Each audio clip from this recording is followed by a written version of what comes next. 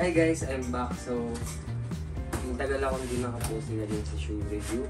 So, ito pala, quick review lang about sa 550 New Balance. Yung color niya, white green eh. So, ito siya. So, ano ata to, Singapore release or Hong Kong release. So, regarding sa fit niya, medyo parang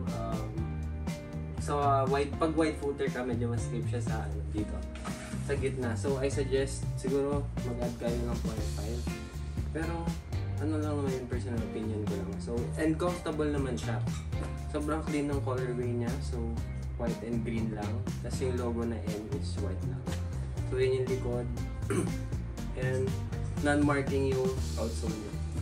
So, yun lang guys. The rest, B-roll. Thank you. Peace.